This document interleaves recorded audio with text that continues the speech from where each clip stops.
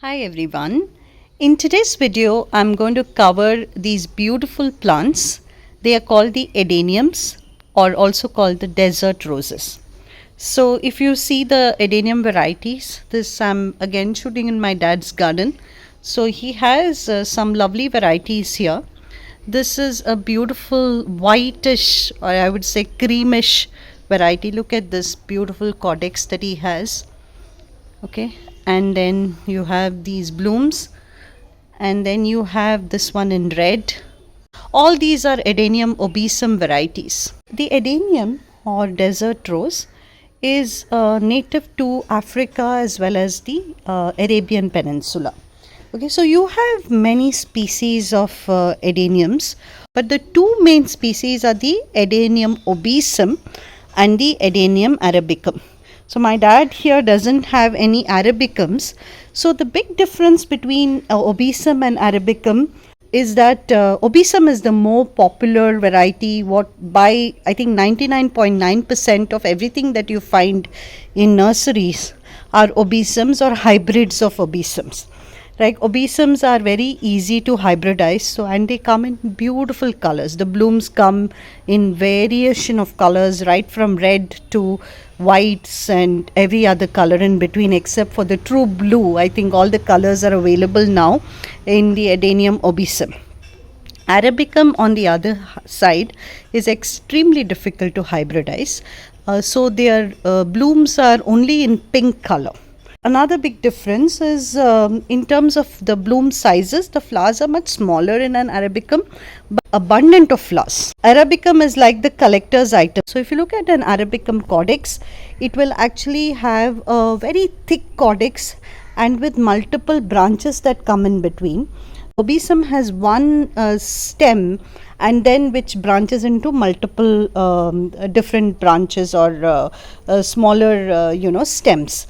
So that's the big difference. The other thing about adeniums, and an interesting fact is that even if you try to grow them from seeds, the resultant plant may not have the same flowers or blooms that the mother plant has. So that's another reason why people tend to hybridize them with the type of cuttings that they require. Like for instance, if I take a cutting of this red one from here, from the stem, and try to grow it, that will of course develop this red flowers itself. But if this were to seed and if I were to try to grow this from seed, then there is no guarantee that I will get the same species, this red flower.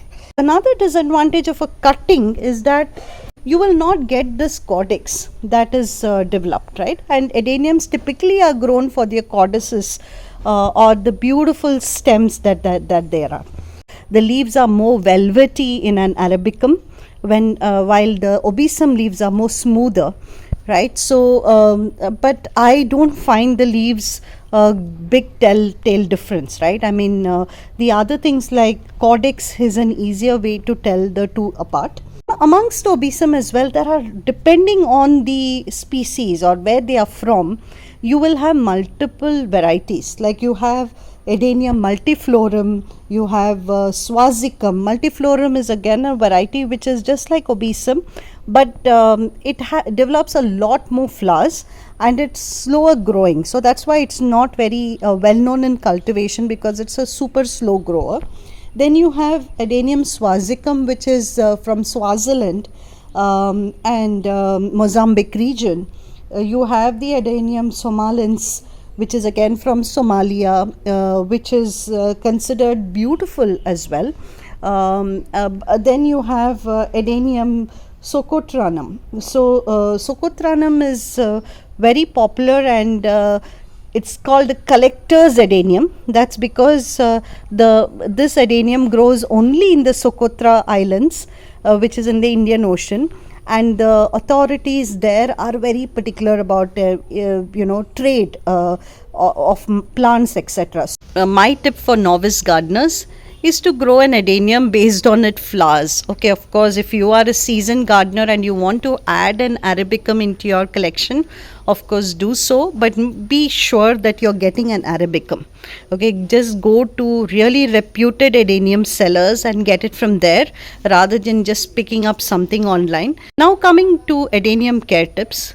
These plants thrive on two things. One is sun, the second one is as less water as possible. So just from where these are desert plants. They are called desert rose. The name itself has desert in it. So you have to treat them like desert plants. These are fantastic plant for beginners. Give them enough sun and water them as rarely as possible. Once in 15 to 20 days is fine for adeniums, and you will find that they will thrive. The third element to this equation of low water and high sun is fertilizing them and knowing when to fertilize them. So most of the obesums are summer bloomers versus some of the arabicums and crispums. There's adenium crispum, adenium oleifolium, etc. These are more of winter bloomers. So now if you have an obesum, if you in most probability it is a summer bloomer. Okay, or it blooms through the year. In my dad's garden, this is December and it is still blooming, right? So if you see these plants, what you need to know is you need to reduce the watering in the winter season and increase the watering in summers.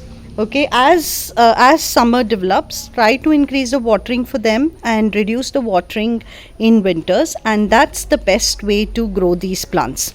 Okay, now you will find that these are deciduous plants.